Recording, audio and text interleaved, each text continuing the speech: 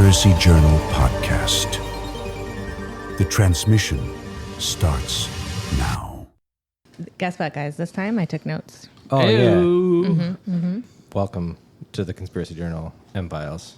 M-Files. Beep, beep, beep. I'm Bobby. That's Michelle. Michelle. That's Greg. I'm Greg. Greg. We're here to discuss films. Yeah. This perfect film, They Live. John Carpenter's They Live. And don't they live? The end. They Thank- live, we Great. sleep. Way to pick that up, Great. guys. Thanks. Great job. Great job. Cool. I'm sorry. I froze. I thought I heard something outside. I don't know what. Greg got spooked. And then I was like paying attention to something outside the window. Alert. Alert. Something is happening. Is it they? Are they coming for us with their little transponder watches and their fucking weird muscle faces? Where do I get that watch? Yeah. Guys, I'm gonna bloop into another dimension. You guys, my one and only thing I need to say this entire episode is just how in the actual fuck have I never seen this movie? That's a great question. I've Yeah. seen it a lot of times. I think I need to go to movie jail. Yeah. Coolness jail. Everything. Conspiracy theory jail. Everything. But what's funny is you've seen all of the references. It's unbelievable how many things have been completely lost on me because I didn't know where they were from. Michelle was shocked when certain things popped on the screen. She was like, no way. I have to say that a lot of the time I do watch these movies with Bobby and it's so fun. I never want to watch another movie by myself because Bobby needs to explain movies to me and it's so good. But as soon as the credits came on, the first name, he's like, yo, you know who that is? And it said Rowdy Piper. And I was like the wrestler? And he was like, yeah. And that was it. I was so into this movie. It's so 80s. The music starts and it's funky. Actually, this is my one and only note. They live music, funky, bluesy, but 80s. okay. That's the best way I can describe it. John Carpenter writes all the music for it. Yeah, it's John Carpenter and another guy. Yeah, he which- has his Alan dude. Howarth. I Okay, think. yeah. If I actually did take notes like a normal person, I would have wrote that down and knew it, but I didn't. I think he's got a new album coming out. John Carpenter. John Carpenter's he's old, but he's still doing it. Fuck yeah, dude.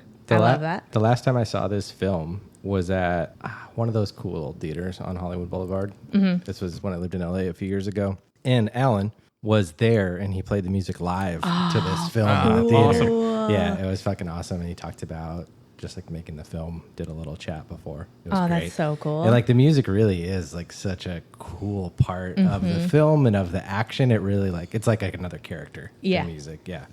100%. Also, LA is another character in this movie as well. You really get to see some parts. I mean, it's the 80s, right?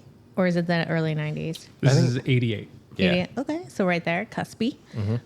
Anyway, it doesn't matter. But, you get to see parts of LA that you don't normally see. And there were a couple of times where it's I know LA enough to know, that's not around the corner from where he just went, Yeah, most of it takes place there's a little kind of homeless encampment it's in Echo Park. I believe that right behind, it's kind of on a hill, and just the other side of the hill, I believe, is Chavez Ravine, where Dodger Stadium is. It's that end of Echo Park. But yeah, there's a moment where he grabs a package and then he's downtown. Yeah, yeah, full downtown. In 30 seconds. Yeah, That's with Rocky, whenever he's doing his a little running montage. Oh, yeah. And it's if you're from Philly, you're how the fuck did he get there? There's no way he'd be there right now. Yeah. That's so crazy. yeah. Yeah, I do stuff like that with New York all the time, where it's you were just in New York and now you just have New York buildings in the background. It's not the same thing. you Yeah. know? Now it's Vancouver. Yeah. Yeah. Yeah. I mean, should we just kind of get into it from the beginning?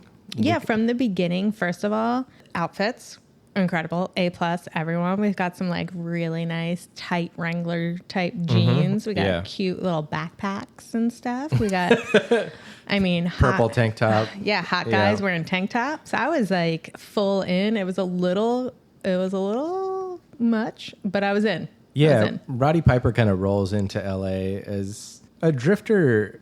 Doesn't paint quite the right picture, but he is ostensibly a drifter. He's looking for work. Yeah. He's coming out of Denver, I guess. Lost some jobs there, and he's just looking for work. A little down on his luck, but still beautiful hair, ass that won't quit. You sure? Great flannel. Yeah. And he's looking to take his shirt off on a construction site. And he gets there in pretty short order. Yeah, it's relatively quick before that shirt pops off. So. Yeah. I was happy. I was happy to see also that like 80s man bod, it's different than it's the so man funny. bod today. I made a couple of like notes of quotes that my lady was watching while we were watching this that she was just saying out loud. And one of them was coked up muscle balls. Sure. And I was like, okay. Okay. Yeah. Coked up muscle balls. It was kind of, Rowdy Roddy Piper, if you don't know, was a very well-known professional wrestler in the 80s, like top of the heap WWF at the time. Mm-hmm. His persona, he was a Scottish guy. He wore a kilt and he beat the shit out of people. Yeah. And this was like the old school 80s, probably steroids, like kind of triangle shaped, big up top. Yeah. Big, huge traps, huge shoulders, and then like down to like a 32 waist. Mm-hmm. So triangle. Yeah. Picture triangle torso. Like the He-Man action Yeah, figures. very much He-Man for sure. Yeah. But still had like chest hair was okay. It was before the waxing. Yeah. He wasn't. It It's wasn't. another John Carpenter movie. The waxing. Yeah. He wasn't like bodybuilding baby oil type. Yeah, that's what I was just going to say. It wasn't waxed covered in baby oil skin. No, and this this was the WWF era where there was like a lot of like lumberjacks and like cops and like that kind of stuff were the some of the personas. So very, very manly, very masculine personas. And he rolled through with that. Yeah. Yeah. And this movie's full of like those types of guys, construction guys. Yeah. Triangle shaped construction men in tank tops. That reverse pyramid shape. Yeah. On the construction zone, they also all had like real man tools. They did say it was a union job, but there was nobody standing around. Like everyone had like pickaxes for some reason. Sledgehammers. Yeah. I was like, I don't know what you're building. You look like you're demolishing, but whatever. Yeah. It's hot. You got to show off the body. Yeah. They have to be doing something with like big swinging movements. Right. For some reason in New York, everything's always under construction all the time. And for some reason, I will find myself watching construction guys a lot. Just like, what are they doing? Like, I'll even do like dad pose with my hands on my hips, just kind of like, what's he?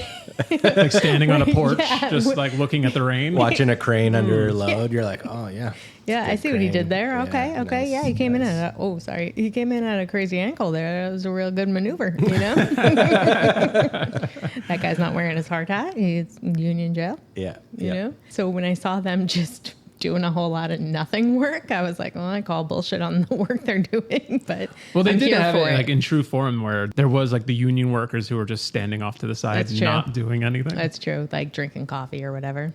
Yeah. On this construction site, he meets Keith David. Hell yeah. His good friend, Keith David. They weren't good friends at the time, but they became good friends. Purple tank top. Purple tank top. He was so great. I also feel like all of us have a friend or at least know someone who's around sometimes that is just like flips out. Like everything they say is really like up a notch, Like, so in the beginning, all of these guys working at this construction zone are like down on their luck a bit, like the steel mill in Detroit or wherever he's from. That's where Keith David's from. Yeah, his guy's wife and kids there. Right. Yeah. He plays Frank. Right, Sorry. Frank. Yeah. Yeah. So Frank's job, I guess he was working for one of the car manufacturers and like the plant shut down a while back or whatever. We don't know where everybody else is from, but somehow somebody was like, there's work in LA. So all these construction dudes ended up in LA somehow. Yeah. Damn, guys, I don't know what my point was there at all. I have All no right. idea. Did you know during the film that Rowdy Roddy Piper's name was Nada? No. You don't know his name until the final credits roll. Yeah, there was a couple of times where I was like, Is that oh, go ahead. what's anybody's name?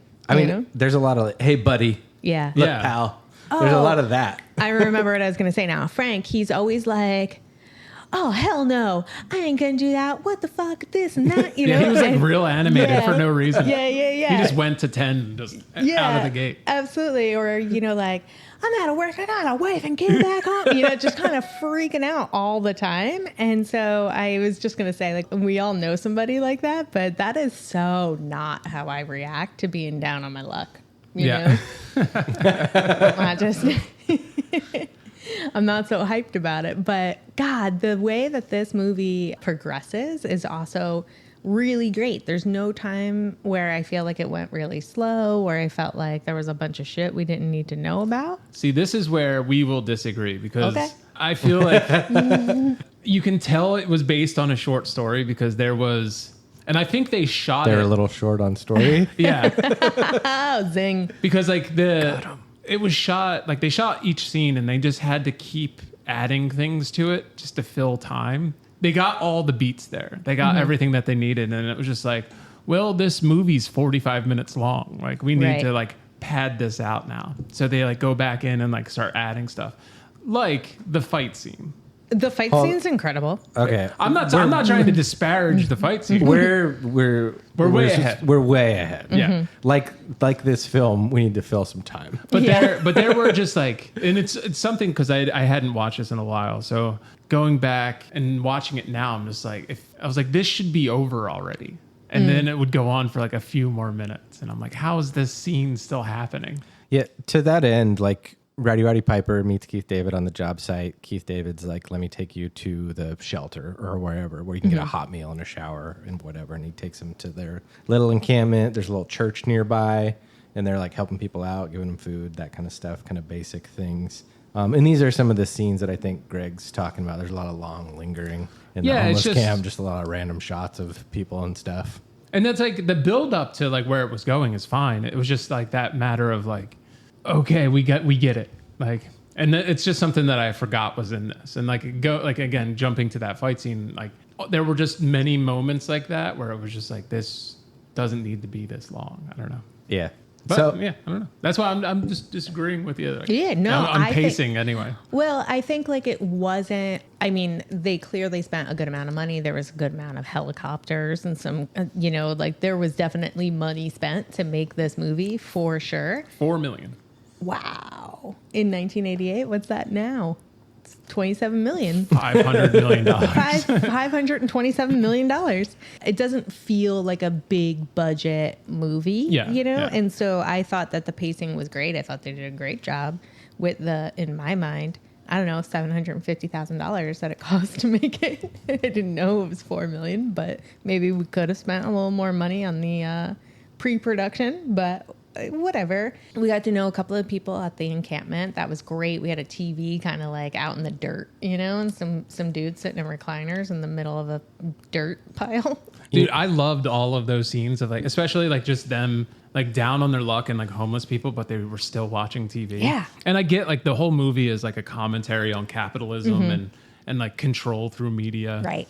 And it was just interesting to sit there and watch them like with nothing, like watching these like high fashion people like walk like in the super 90s clothes, which was awful. If you listen though to what those high fashion people are saying, it's actually hilarious, and they're just taking the piss on fashion and shit. Yeah, it's really racing into the roaring 90s with gay abandon. Yes. Yeah. I had to stop the movie because I was laughing so hard. Racing into the 90s with gay abandon made me like, I think seltzer water came out of my nose. I laughed so hard. And the outfits are also incredible. Those like late 80s, early 90s, big shoulder pads. Oh, yeah, for sure. Okay. We haven't met fucking Angel Eyes yet, but she had so much like... Scary eyes. No, Angel Eyes from heaven. She... Hold on. we gotta attempt to talk about this in a linear fashion. Okay. All right, I want to go back. I want to go back to the hacker broadcast. Yeah. While everyone's watching. Like, 'cause, Okay. like that was something that was sort of like a trope back then too, even like with Max Headroom and things like that, yeah, dude. where it was just like someone would break into a cable network Yeah. or something and broadcast their own stuff. I wish more people like did that now, I or like know. had the ability to. Security is like a lot worse or a lot better depending who you are. But like when people do it now, it's like a marketing company was like, we're going to fake you breaking into a broadcast. Yeah. And it's like, get the fuck out of here. Like, Yeah, I want someone like to just hijack a cable network and just like broadcast their own stuff. It would be so awesome. Yeah. But yeah, like that idea was like, and then like what they were saying, and just like they're trying to keep us asleep, and it was just so very relevant to today. Yeah. Like- Psycho relevant to today. It was bizarre to watch it, and then again, like Whoa. like this is now. Like Yeah. Yeah. I wonder about that. I mean, this is like a very open-ended, vague question. I understand that. Like, there's always these things where in the moment it feels so prescient, but it's like, did this feel prescient in 1988 when the film came out? Where people were like, oh my God, this is like right now. Yeah. You know? And I think so. I remember I read Animal Farm when George W. Bush Bush was president. I was like, holy shit, this is like right now. Yeah. You know? Yeah. Oh yeah, I thought you were saying he's the one that wrote it. George Orwell. wrong George. That would have been a different type of Animal Farm. But I think that like those types of things have always been part of our society, where it's just like they're the haves and the have-nots. Yeah. And it's like there are like the elite people that are pretty much in control of everything. For sure, coupled with kind of an idea of looming end times. Yeah. You know, like that kind of, like we're about to go through this major societal shift. That looming feeling, it's well documented that it comes throughout history. Yeah. Yeah. But it's like this time feels different. Yeah. It's always there. And like if you want a boogeyman, you can always just point to someone who's rich. Yeah. And you'll like, even though they're just people, like that's why this movie was great, because like the twist was that they weren't. And then like, I'm going to jump, but we'll get to it eventually when we're talking about it. But like, even like towards the end, like where there was a guy who's like showing them around, like, and like who's in like part of it. And he was just like, oh, like, welcome brothers. And like, it's good to see you finally here and like yada, yada. And it's just like, everyone's just okay to take the paycheck and like progress with this. And everyone knows that, like, yeah, we're killing people and we're just taking things over. And, like, there's nothing we can do about it. They're always going to be in power. Yeah. I had a big screenwriting problem with that guy. Well, we come back to it when we get to the end of the film. But I had a pretty big issue with that guy. I also had a bit of an issue with that guy. Yeah. It reminded me a lot of the episode that we did on PsyOps. I wish we all had a fucking pair of glasses so that we could see the truth. Yeah. The idea of this is, like, if you just, like, pay attention, you'll be able to see all of this. Yeah. And there are people that are just asleep. They just go along with it, and they're fine with being programmed however the elites, quote unquote, want to program them. Yeah. So speaking of glasses, Rowdy Roddy Piper, he's watching the church. We're in the homeless camp. He's a little sus over there. He's like, what's going on? You guys are up real late at night. And they're like, everything's fine. It's choir practice. Fucking take it easy. At 4 a.m. And he's just like, no, I don't believe you. And so he just like sneaks into the church. He's looking around and he finds that they have like a lab. It's like all these chemicals and stuff. And he's that's It was right. such a cool 80s lab. It was just some beakers with different, a lot of beakers with things. different Kool-Aids in them. Yeah. That looked fucking awesome. It did look awesome. Yeah, and he's like, so he finds that they have like these like boxes of sunglasses, and he's like, that's weird. And he like, there's a little secret panel in the panel. They have these boxes of sunglasses. He sees that it's not actual choir practice; it's a recording. Yeah. They're playing a tape, playing the recording. Yeah. So eventually, he like some shit pops off. He goes back in there. Kicks the panel in. I feel like there's like a lot of random wrestling moves. He gets in like an earlier, not the fight, but he gets in another earlier street fight. I think with some cops. He clotheslines one of them. Yeah. Which I love, like a little clothesline in a street fight. Yeah. And then he just starts shooting people. Yeah. He just like kills a couple people. But he like kicks this panel in because it's in his contract that he gets to kick stuff. And for like kind of no reason. He popped it out earlier, but this time he's like, I'm gonna fucking front kick the shit out of this panel. I did notice that. So the way he finds the panel is he like accidentally bumps into it and It's the like panel a jar. falls. Yeah. But when he goes back, he needs to like karate chop the fuck out of it. He like high kicks it, low kicks it, fucking pops it out. But can I just say that you like breezed over? You're like, some shit pops off. No big deal. I was trying to Hold just on fill a in some second. Fucking helicopters come. There's like marching police down the street. They're getting and raided. They're getting raided. Raid the fuck out of the homeless encampment. You don't think that's shit popping off? Yeah, no. Well, yeah. Some shit popped off. Yeah. We got nowhere to live now. Everybody's dead. Yep. Oh, you know who we didn't even mention is like the black blind preacher man. The preacher, yeah. Well, the police killed him, I think. I mean, they but I do guess it. they weren't the police, but we didn't know that yet. Well, I mean, they are the police. They're in the cahoots with the police. Okay. It's all together. But hold on. So he fucking kicks that panel in. He runs away. Just let me catch this. Yeah, tell He me. runs away. He gets these special glasses. He eventually like puts the sunglasses on, and then what is? And then the movie starts. And then the movie starts. And what does he see? everything. Well, first he just sees black and white. Like he's looking down at the sidewalk and he puts the glasses on and the sidewalk turns black and white. And he's like, what in the what? And then he puts them back on and he sees a sign, you know, like an advertisement on the wall. Now with the glasses on, just says obey. Mm-hmm. My mind was fucking blown. I was like, oh my God. It was for like a computer tech company or something like that. Yeah. I couldn't believe it. And that's the moment it hit me that everything that I've seen that was like fucking cool in the last 30 years came from this movie. You mean Shepard Fairey? I couldn't believe it. Yeah, Shepard Fairey wholesale lifted his whole entire career. The whole Obey Giant thing. I know, it's even the same fucking font, you know? It's fucking crazy. I couldn't believe it. I could not believe I've never seen this movie. Also, what do you guys think that the bad people, are they aliens? Like, what are we going to call them? Yeah, they are aliens. Demons? They're Aliens? Andromedans. From Andromeda. Yeah, and Sorry. so when he puts the glasses on, he starts to see not everybody, but a handful of people, including the cops that he fucking clotheslines and shoots to death. Mm-hmm. He starts to see them as what I would describe as, I don't know, this is just in my brain, that if you saw a Simpsons character without their skin, it's like, that's what they Why look the like. fuck do I know that? Yeah, because I think maybe we did at some point. And we must have. But like that's what he sees through the glasses is like this musculature, but with like these big kind of round eyes, and they look kind of like fleshy, muscled robots. Yeah. Or like Mars Attacks. Sure. Yeah. Yeah. A little of that going on. Like that kind of face. Without the giant. It's heads, very cauliflower. cartoony. Yep. When they were designing them, if I'm remembering this correctly, that when they go from black and white to color towards the end, like when the signal's down, they looked like that because that's what looked best in black and white. Sure. So like the colors that they used and everything. So it wasn't like, it was part of the design, but it was also like a matter of like what is going to read well in the black and white. So Right. Yeah, and it was cool to like, and you got it in a good way without much exposition, in that like there are humans on the side of these creatures. That like not everybody who's on that side is one of these creatures. They're humans in cahoots and working with them, and you just kind of see that through his interactions with people with the glasses on. And that plays into like something that happens like today with reptilians and dude, everyone, Pindar. Yeah, Pindar. Oh, Sorry, I said your name wrong. Pindar. But some of the other signs too. We're cool now.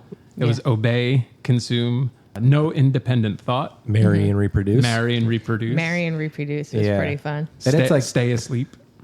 They're all so good. Sorry, go ahead. No, I just have a couple more. Yeah, it's do not question authority, no thought, and like when he looked down at the money, it said, "This is your God." Yeah, that was a good one. Yeah. He like thumbs through a magazine. It's like every page of the magazine. Everything has these subliminal messages on it. All the signs and advertising that you see has these messages on it. And so it's just like in your brain, getting in there. How rad would it be to get like an on-screen used prop of like one of those magazines? I was or like a can that was on like the grocery store. Yeah, like, that would be awesome. I was already thinking about how we can make some Conspiracy Journal merch that's like this. Maybe next year's catalog is just like something like this because it's so good. Yeah, that would be sweet. The whole catalog. Oh, if it came with like 3D glasses that you like put on. I got to call my buddy John Carpenter. Yeah, see if I can get the rights to some of this stuff. Yeah. Apparently you can just do it. Oh, yeah. You just use it and no one's going to question Obey. it. Perfect. That's right. It's true. It's already being done. When he kills those cops and he takes their guns. He's got like a shotgun, a bandolier, and a handgun, and then he's hiding and he accidentally walks into a bank. Hilarious. And the best. Yeah. The absolute best. Yeah, and he drops the line that I wrote down. This is like the thing that since I first saw the film, it's the thing that like always stuck with me, and I wrote it down word for word just because I wanted to remember it so perfectly. He says, "I came here to chew bubble gum and kick ass," and then he like lets it linger for a while, and then he goes, "And I'm all out of bubble gum." Fuck yeah, dude. There were so many incredible little one-liners, but that one is hands down the best one. That was the start, but he had a great runner. Yeah. When he was in the grocery store, though, like the old lady, I was laughing so hard. Yeah, he laced her up, it's dude. like putting perfume on a pig. Yeah. And it's like, you're normal. This one, real fucking ugly. Yeah. Hell yeah. right after the bubble gum, he's like he like blasts this guy with a shotgun, and the like aliens have these little transponders in their expensive watches that they can like talk to each other, and they're like, this one can see. They're talking about him, and he goes, "Mama don't like tattletales." Yeah. All of the sudden, as soon as he puts the glasses on, like I said before, it's like then the movie starts because all of a sudden he's got amazing one-liners. Yeah. He's fucking shooting everyone. He is like, Yeah, it took a turn. Like, Yeah. it definitely just, there was a switch. That You can kind of sound like the first, like, I don't know, 30 minutes of the film is just him going like, what? yeah, And then he puts the glasses on and fucking everything he's goes a from there. badass. Yeah. Yeah. Yeah. He found his calling. Yeah, for sure. And yeah, so he's got the glasses, and then he sees his homie Frank, Keith David, and he's like, Keith, put the glasses on. And Oh then, my God. And then what happens? Yeah, Greg, tell us then when, what happened. That's when the best, love scene? Is that the what you were best love scene. Sorry, you're not wrong. It was interesting because it was I'm pretty sure it's the longest fight scene in cinematic history. Yeah.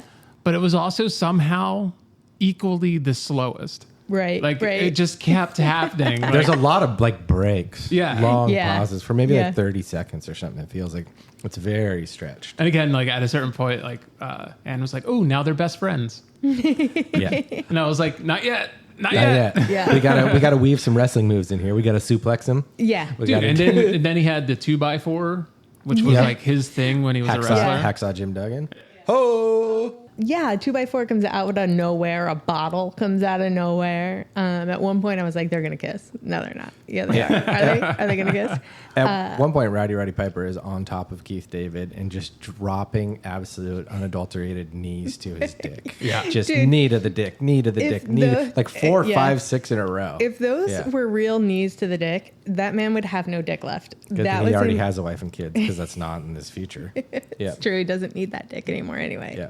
But yeah, it's like 15 knees to the dick. It's crazy. And also the sound effects during the fight scene was Oh, no, they're I just loved it. out of control. I loved it. It reminded me There's of a lot that. of, yeah. And just like the meat punches and Yeah. like whatever those sounds were that the Foley team had, like, oh my God. I loved it so much. Yeah, I it was was like, great. this is wrestling. Yeah. You know? I This just is want the to real shit. call back to some of the one-liners too, because they were inspiration. So much pulled from this movie, but those one-liners were in Duke Nukem. Oh, nice. Do you remember that video No. game? I do. Yeah. So even like the kick ass and chew bubblegum was like a quintessential line that Duke Nukem had. Oh, Yeah. that's fun. There's one of maybe my favorite, definitely Michelle's favorite one-liner was just a little bit after that, where Rowdy Roddy Piper like turns to Keith David. They're kind of holed up in a hotel room after this fight, which I want to come back to the fight in a second. But they're holed up in a hotel room, and he turns to him and he goes, "Brother, life's a bitch, and she's back in heat." Yeah. What the fuck does that even? What? I was It's like, literally right here in my notes. I was coming up next to that. Sorry, man. It was the next thing in my notes too. I was like, yeah, I got to get there before we get off the one-liners because it's such a fucking good one, dude. what the fuck? Yeah.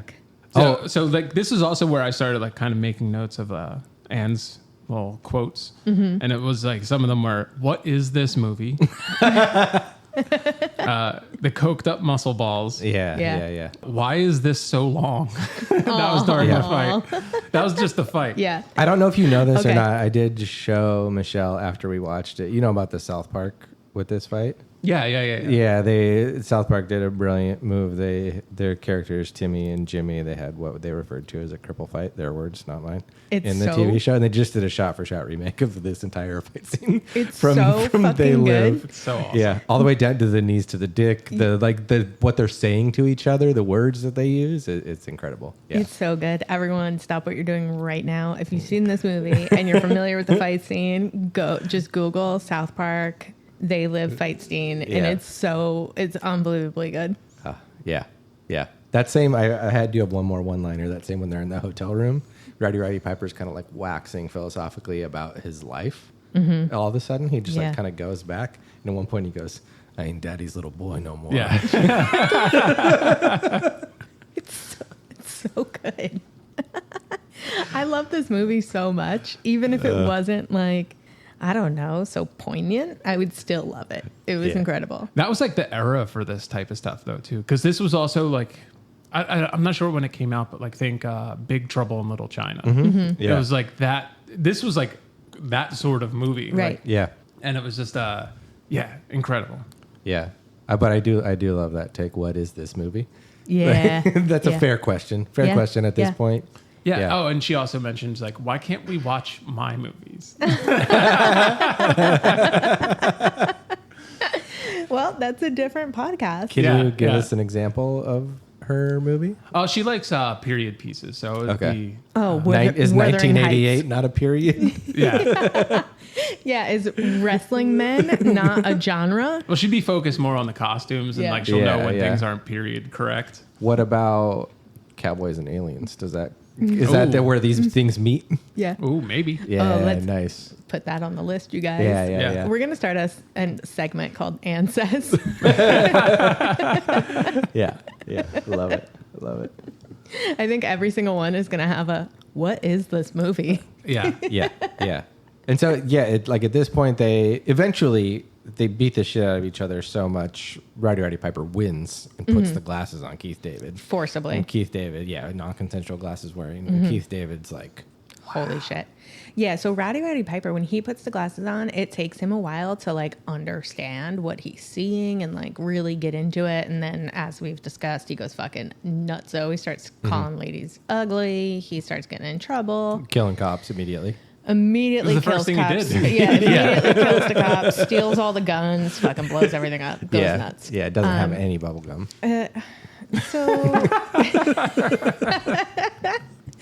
So before, all right, so the whole fucking reason, I guess, that he ends back up with his boyfriend is because he is trying to get away from when he like fake robbed the bank. He didn't want any money. He just wanted to kill aliens. And then he was running from the cops and the alien cops and the regular cops. So it's so 80s amazing. All of a sudden, right, we have all this action and then boom, we're in a parking garage. It's quiet. We get almost to see up a lady's skirt. She's just walking through the parking garage. Pencil skirt. Classic. Pencil skirt. The camera's really low. We don't ever see up her skirt. Don't worry. Were you hoping for that? You're mentioning it a lot now. Listen, It was there, so we were all thinking Yeah, it. talk I to don't know, John whatever. Carpenter, okay, for planting that seed. Yeah, you know? that's not my fault. So anyway, she gets in her car and he fucking, I don't even remember how he does it, but he like shoves a gun in her side or something. And he gets in the car. She drives him out of there. She's got the most incredible light blue eyes This you've is ever the seen. aforementioned Angel Eyes. That's right. That's her name. Holly, played by Meg Foster. But that's right. Yeah. To me, Angel Eyes. Angel Eyes. Yeah. She's got a lot of mascara on the lower eyelashes, which is a sign of the times, period correct. And it's period correct makeup. So anyway, yeah, we end up kidnapping a lady. She takes us to her house and she's scared. Right, Oblis? You know what? but not really. Like she was, but she wasn't. She was like into it, sort of. She's like, you're in control. Okay, Like, Greg, this is where we're going to disagree. She's telling him he's in control because she is being like the best hostage in the history of hostages. She's not flipping out. She's not, I don't know, crying. Sure. She's not doing any of that shit. She's like, you're in control. And he's like, put on the glasses. And she's like, whatever you want me to see is what I'm going to see when I put on the glasses. Let's not even fuck about. Yeah, I like You that know? move. Yeah. Where she's like, look, I'm going to tell you I see that regardless of what I actually see. I That's want right. you to know that. That's right. Yeah. And he's like nodding out because apparently the glasses, there's a hard come down from wearing the glasses. Yeah. So he's like nodding out and she's goes to get a drink from the bar. He's like, don't fuck around with me, lady. She lives in the Hollywood Hills. He takes a glance. he's looking out He over takes LA. a glance out her beautiful plate glass window. And So she gets her drink, fucking fancy bottle of rum or whatever the fuck she's drinking. And he's like, whatever. He stands up and she fucking, boom, she turns into a wrestler. She fucking bottles the fuck out of him, Yeah. pushes him through the fucking plate glass window. He goes rolling down the Hollywood Hills. there's like through houses dirt. on a hill, so Yeah. it's a long fucking drop Yeah, out of this dude. window. He's basically in the LA River by the end of this fucking Yeah, by the roll. time he rolls, he's so far away from her house. There's no like running back inside and being No. like, hey, he's gone. No, he's like 6 blocks away. He Yeah. watches the cops roll up from like way down yonder. Like Yeah. he's way gone. It was a long roll. Yeah, so she's a hero. And that was the end of the movie. No, he left the glasses at her place. He did. Yeah. Yeah, so now what's he going to do? He's got no fucking glasses. So he goes back to his stash, ends up in a garbage truck, whatever. Then that's how he's like, oh, I got to show my buddy. Yeah, he did when he kicked in the panel earlier and stole a box of glasses. He stashed the box of glasses so In the that garbage. More Yeah. glasses supplied. And then Yeah. when he went to go pick him up, there's a dump truck that was like just pulling up and just trying to pull away. And all of his glasses, the cans were empty. His stash was picked up by the trash. He has to climb in the garbage truck, which is full of the cleanest movie trash I've ever seen. Ever. It's And- all like cardboard boxes and clean shredded paper. Yeah. Yeah. Yeah. I thought they should put a little juice or something in there. I thought that scene was completely unnecessary. It's the only one that I was like, why the fuck are we doing this? Time. Suspense. Suspense. Yeah. All is lost. Yeah. Whatever. Where are my glasses? I mean, sure. Yeah. Fine. Well, at least he didn't figure out a way to just start blowing away the trash men. Yeah. Totally. I thought you meant totally. something else. Well, I had to think about that for a second. To get I was the glasses because back? it did turn into a gay porn vibe a lot, Yeah. but never fully, you know? So- I was like, what are we doing to the dumpster man? He and Frank, they like rendezvous with, Dumpster men. with the revolutionaries who Yeah. were like running the church deal. So they go to like their little secret meetup. Yeah. And they just have the fucking loosest table of insane weapons that you've ever seen. It's just like machine guns, hand grenades, just like on like a folding table. And there's another guy kind of like picking through, but he's not like keeping track. Right. And they just roll up with backpacks. Yeah. And just him and Keith David, everybody else is on the other side of the room. They start putting hand grenades in backpack and just grabbing fully automatic machine guns. And everybody's like, yeah, man, get it. It's like in a video game, like, you know, when you have your like weapons that you can choose from and it's insane. It's like, Yeah. you know, you can use a missile launcher or a handgun or whatever's, you know, that's what was on this table. And there's like 50 people in the room. It's like, how many weapons do you have that you don't have to control Who's at taking all? what? Yeah. Anybody can just have any amount of weapons that they could possibly want. Yeah. Yeah. I did like that, actually. I was like, you know what? No notes. Totally believable. Yeah, yeah. And that's when Lady shows back up. Yeah, she does. Yeah. And Mrs. Angel Eyes. Yeah. Dr. Yeah. Angel Eyes. So she turns out she works at the the television network. She's a that- program director at the News Network. Yep. So The one that's been like cutting in with the broadcast. yeah, You know. we haven't really talked about that enough, I don't think. But basically, when we were back in the homeless encampment, we're sitting on fucking dusty chairs watching TV, and the network was getting hacked. So she works for that network, and we are hacking it. So from the church the whole time, and that's why the aliens and the cops had to fucking fuck us up. And now we accidentally fucking kidnapped her. We didn't even know that shit. Yeah. And so we also, when she bottled us to almost death, we left our glasses there. She picks them up, and so now she's on our side. Yeah. And we love her. Yep. In this, like, we see there's some little scenes throughout that lets us know that this network is like part of like the messaging. There's like a little dish that's like sleep, sleep, Yeah. sleep, Yeah. which is John Carpenter's voice, by the way, Is it? Yeah. How do you know that? because I read it. Okay. Yeah, I made a quick note of just invisible tech always monitoring us. And I was Yeah. like, Fucking A. that's very much happening today. Yeah. Yeah, for sure. Yeah, that's Yeah. the crazy thing to go back to that, like, there's always this like threat of end times like around the corner, and always like this time is different. Well, like eventually one of these times it's gonna be different. Yeah. Like Yeah. it's gonna be Yeah. the time It's where it's gonna like be the this time. is the actual time. That has also happened throughout history. There's all these times where there's like everybody has this feeling or this paranoia, but then less often, but occasionally it is the time. It is the time that a nation falls. That's so scary. Yeah, or the aliens fucking take over. you know? Fucking A. Yeah. Okay, so Anywho. then, yeah, so anyway, somehow, all right, so we're at the meeting, we get all our little weapons, and then, I don't know, I know how, the fucking watch. Yeah, so one of the things, one time, I think it was in the bank, one of the aliens uses the fancy watch that they can like walkie-talkie to each other with. They can also use it to fucking like Scotty beam me up bullshit Yeah, out it's of the room. like a little personal teleporter. Yeah, disappear, poof. Yeah, Yeah. yeah. So we steal one of those. No, actually, it's given to us. We're not thieves. That's right. It's on the weapons table, I think. That's right. Yeah. That's right. So Hand we get grenades, cold watches, our transporters, hands on yeah. one of those babies, and it brings us to like the weird basement Dolce base. Hold on. They have a crazy ass gunfight, which is like some of the most insane movie shooting Yeah. I've ever seen. At one point, Rowdy Roddy Piper is just holding a fully automatic machine gun, like his arm extended with just one hand, kind of waving it whipping it around, around. which Yeah. is like just like I can't even. The worst possible way you could ever shoot a gun and it never hit anything at all ever. It was insane. It's an insane scene. And it's also like the classic 80s never-ending bullets. Yeah. Yeah. Like every single person that had a gun in their hand just kept shooting. Yeah. Everybody let loose like at least 1,000 rounds in like 90 seconds.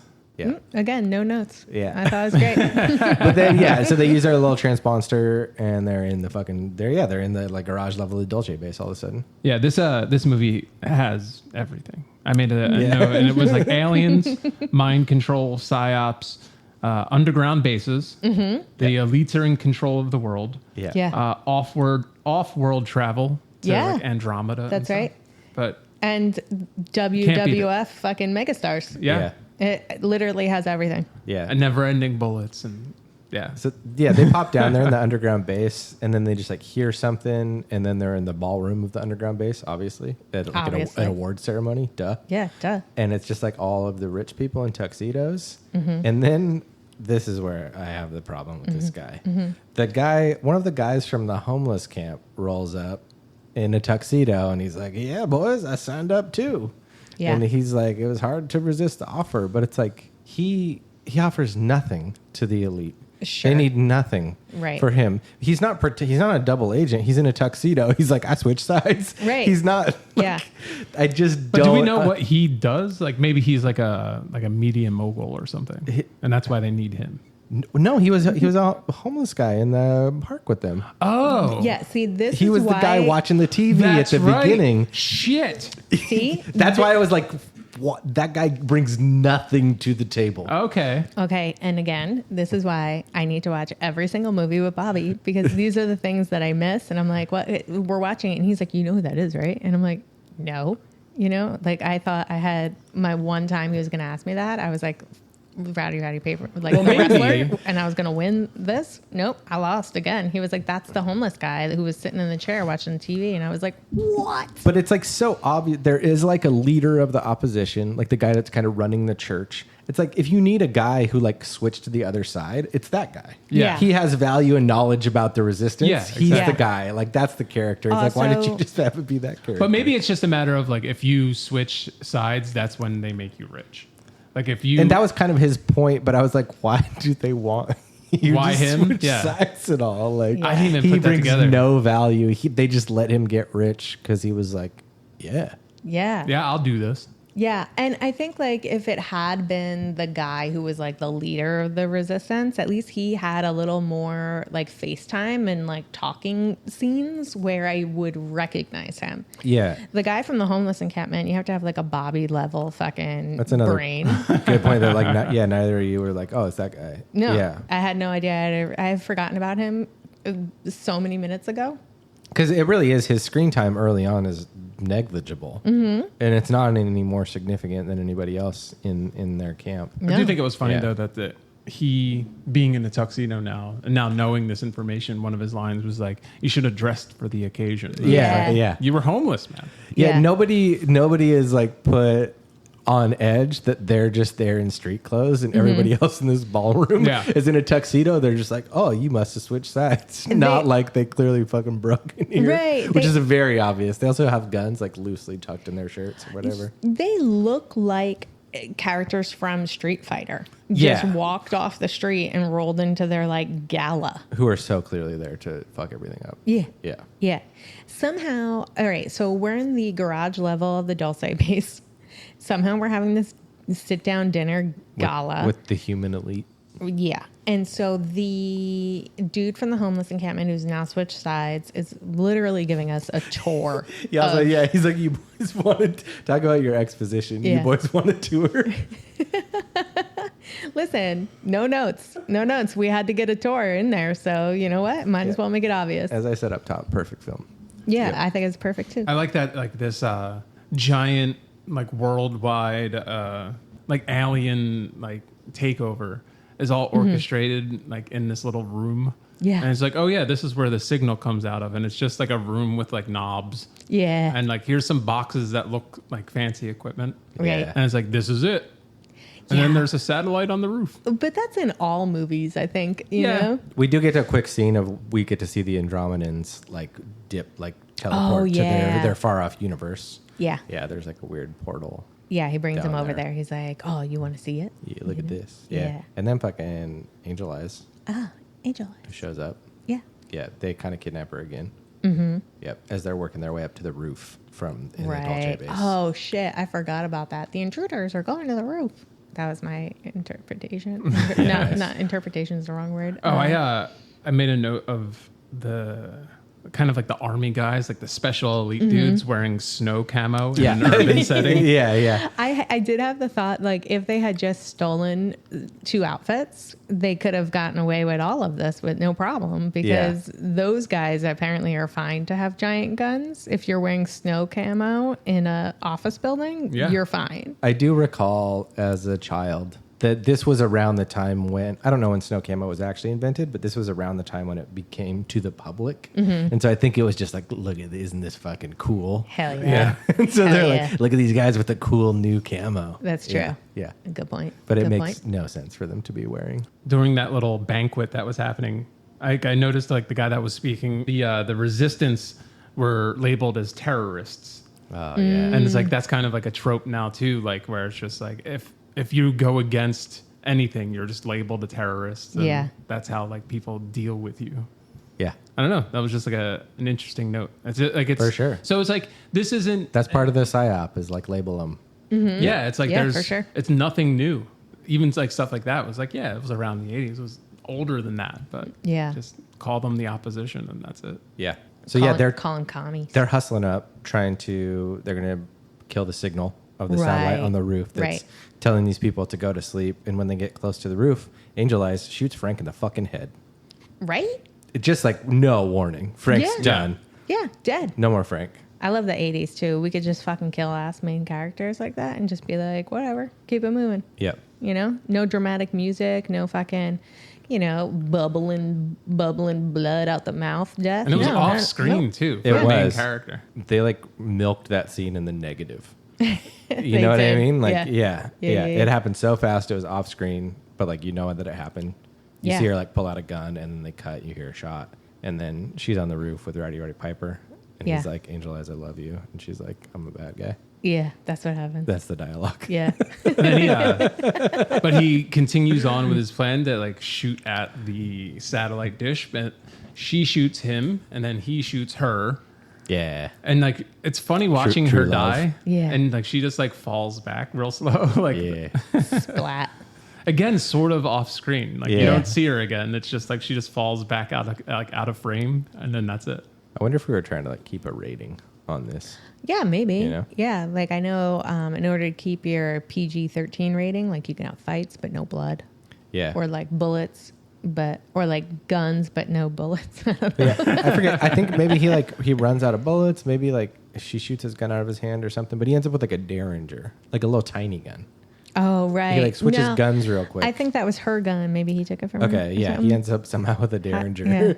I thought maybe he got it off the weapons table because they had everything. Maybe. Anyways. Yeah. And he does one of the most badass things. He gives her the finger, or he gives the Oh, Yeah, that's right. right. he gives the helicopters the finger. That's right. Oh, the Because helicopters he's kind of are shot. there. He's kind of like, The Right. helicopters are now there. Like, yeah, they shoot him. Dude, our $4 million budget went to helicopters. And Yeah. there's so many helicopters in this movie. And Yeah. he's just giving the finger as everything explodes. yeah, he does. He like bang, bang, bang, shoots a satellite dish, like fucks up, kills the signal. Yeah. Yeah, it gives the finger. That is fucking awesome. It was awesome. Yeah. Yeah. Fuck Yeah. yeah, dude. Why isn't he in all the movies? Oscar. Give that man an Oscar. He's dead now. Give John Carpenter an Oscar. Yeah. And now And- it cuts to like everybody like seeing the aliens without like the Right. sleep signal Oh, being put yeah. out That's there. right. Yeah, That's totally. right. And I was waiting. I was like, I thought I remembered more tits in this movie. No, there's only one pair of tits in the whole movie, and that's how it ends. Is this lady is right at the end there, yeah. riding this guy in a pretty like yeah. I don't know. She's clearly not into it. She's It's like bored. You It's know? pretty low key sex. Yeah. Yeah. Yeah. Yeah. And she looks down and it's that alien. He's like, "What's wrong, babe?" Yeah. But she sees his like weird Simpsons muscle face. His Simpsons Mars Attacks muscle face. Yeah. And that's And the she's fucking not greatest into movie. it. Greatest Yeah. movie of all time. That end. Yeah. Perfect film. Yeah. Roll credits. Fucking Yeah. A. What a masterpiece. Roll some gangster ass music. Oh, so Yeah. much gangster music. And Yeah. that's when we find out his real name was what? Nada. Nada. Was it just- N-A-D-A? Was it just a nod? Like maybe he didn't have a name, so they just said nada, like nothing. I have no idea. I mean, This is why I need to watch movies with you guys, because I would have never thought of Yeah. that. And it's one of those things that's funny. I didn't know that I didn't know his name until I saw the credits. Well, you call him Rowdy Roddy Piper. Yeah, the whole yeah, time, yeah, You know what I mean? totally. Because you do know his name. Yeah, it's Rowdy Roddy Piper and Keith David. It's That's not right. Nada and Frank. That's right. Yeah. It should have just been as himself. It should have. Yeah, Yeah. totally. It Really. still would have worked. Yeah. Totally. Yeah. Yeah. That would have worked if he's just like, yeah, the fucking wrestling circuit I was on dried up. I'm looking for some work. 100%. Yeah. Totally. It would have made sense while he was in LA. Yeah. Dude, that would have actually been a fun version if he was like rolled into like the local wrestling circuit in LA and was like, I'm looking for a job. And Keith Yeah. David was there. Yeah. And that's how they met. And they were just pro wrestlers. Still works. Yeah. Yeah. I can't think of Keith David in anything but Requiem for a Dream. Oh, yeah. What was it? I know it's pretty, but I didn't take it out for air. I don't know. Yeah. That's He all. was- That's all I kept thinking of when every time I saw him or heard his voice, I was like, "Fuck." That's funny. He was the like recruitment voice of the Navy for a Was long he? time. Like, so that's what I would always think of That's is just like, you know, I forget the Navy's slogan. It's not aim high. That's the Air Force. I Be don't all know. you can be is the Army. Army. Yeah. I don't remember what the Navy was, but yeah, Keith David was the voice of their commercials for a long time. That's so funny. As a Yeah. girl, I just kept saying, I know this guy from somewhere. The Marines, the few, the proud, the Marines. I don't know the Navy. Sorry, guys. Thanks. I think Isn't it thank you for in your the service. Navy? Yeah. Yeah, that's it. That's it. That's it. Yeah. From the halls of Montezuma to the shores of Tripoli. We had to learn those songs in elementary school. The Golden Coast or whatever. They're like Something. all of the anthems from all the armed forces. Huh. Yeah. I probably did too, but I regressed it. Yeah. It's back in there somewhere. Yeah. Anyways, Keith David Anyway. runs quite the spectrum in our minds, apparently. Yeah, no, I just kept saying I know him from somewhere. Yeah. Yeah. From your Navy days. Yeah, totally. My days in the Navy at Nam. Yeah, totally. No. Yeah, I don't know what Vietnam wasn't funny, folks. else. Sorry. Yeah, no. Yeah. That's its own little tragedy and its own false flag operation. That we'll get We're into at gonna- some point. yeah, we're gonna do an episode The on that fucking Gulf shit of, show. Gulf of Tonkin. Yeah. Yeah. Fucking A. Yeah. This was, hey, if you haven't seen They Live, check it out. It's great. It's a I great still- movie. It's yeah. a super fun watch. Yeah. And like definitely like has some very prescient moments as far as the media and the messages that were being fed subconsciously, constantly, all the fucking time. Yeah, in the PSYOP episode that we did, if you haven't listened to it, go back, and it's called The Anatomy of a PSYOP. Greg tells us about like basically how to pull a PSYOP off. And so much of it is so clear when you talk about advertising, you know, that like this is what works, this is what gets people to buy stuff, you know, and it's either with your actual money, like buy my product, or like my time, you know, make me look at this for longer or whatever it is that you're trying to get me to do. And so, you know, when he puts the fucking glasses on and it just says obey, consume, the food just says consume. Oh man, I would like everything just hit me so hard. Like it's all around us all the time. Just, oh my God, I'm so amped that I'm punching my microphone. Sorry, everyone. I just get so upset, you know, like what's the point? And, you know, right before we started recording today, we were like, oh, like let's have a drink or whatever, you know, like a regular like water or whatever. And We're not drunk. no, not yet. But everything has so much sugar in it, you know, like Greg's eating fucking mangoes with sugar on them. Like why in America do we feel the need to put sugar on dried fruit? Like that's insane. Yeah, I'm eating the fruit because I want the fruit. Yeah. Like That's you don't have to that's sugar it up more. It's so sweet. It's the sweetest thing.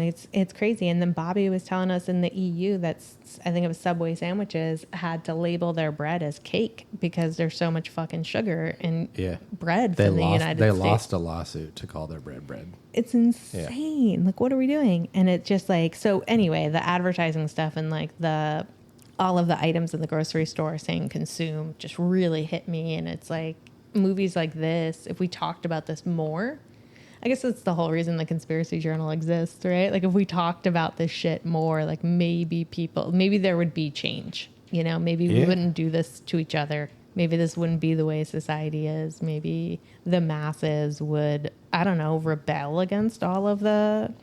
I think it's just a matter of us doing this. And even if like we're not spreading the word to the world or something, if one person takes something away from like us, even like bullshitting about a movie and like talking about the concepts behind it, and they start, I don't know, researching other things or going down another path, then awesome. Yeah.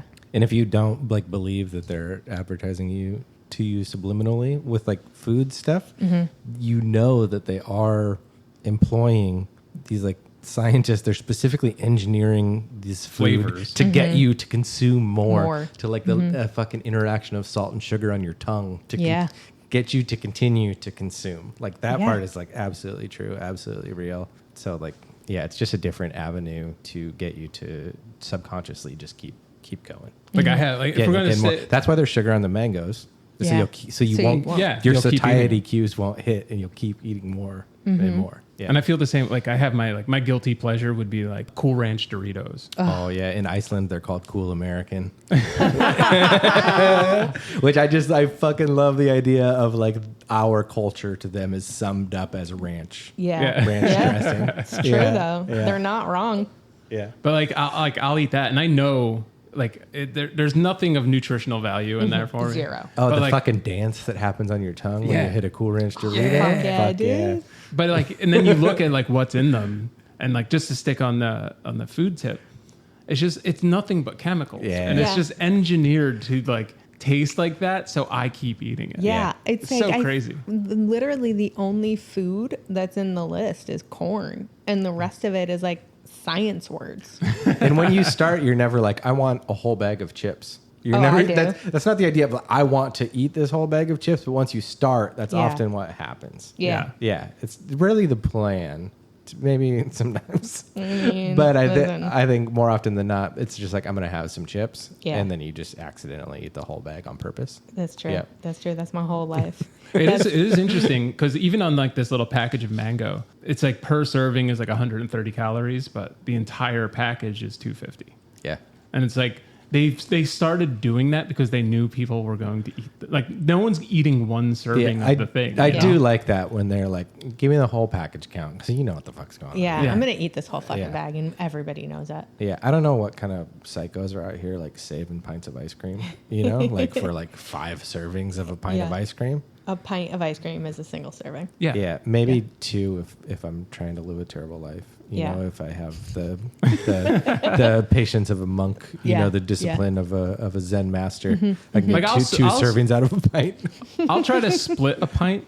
Yeah. Like and not like with That's the key is having somebody else around to help Yeah, you. it's true. And it's just like, yeah, just go for it. Yeah. Because we know this is ending, and when it's over, that's it. But, Yeah. Well, should we all go get a pint of ice cream or Yeah. what? I And kinda a bag wanna- of chips, Dude, I want like a milkshake now. dude. Let's go. Let's go get some food. Dude, look at Wendy's fries and a Frosty. What?